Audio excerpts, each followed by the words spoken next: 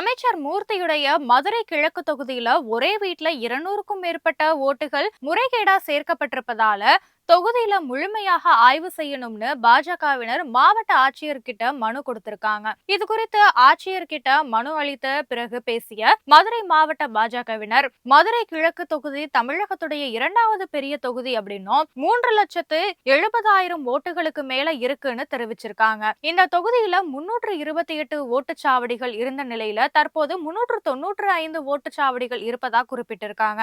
SIR பணிகளுக்கு பிறகு இறந்தவர்கள், தொகுதி மாறியவர்கள், விடுபட்டவைன்னு அமைச்சர் மூர்த்தியுடைய மதுரை கிழக்கு தொகுதியில 20,000 ஓட்டுகளே நீக்கப்பட்டிருக்கணும். இங்க முறையா ஆய்வு நடத்தினாங்கன்னா 90% ஓட்டாவது நீக்கப்பட அதிகம் வாய்ப்பு இருக்குன்னு தெரிவிச்சிருக்காங்க. முறைகேடா வாக்காளர் பட்டியல்ல பல ஆயிரம் பேர் இருப்பதால தொகுதி முழுக்க ஆய்வு செய்து தகுதியற்றவர்களை பட்டியல்ல இருந்து நீக்கணும்னு மாவட்ட ஆட்சியர் கிட்ட மனு கொடுத்ததா பாஜகவினர் தெரிவிச்சிருக்காங்க.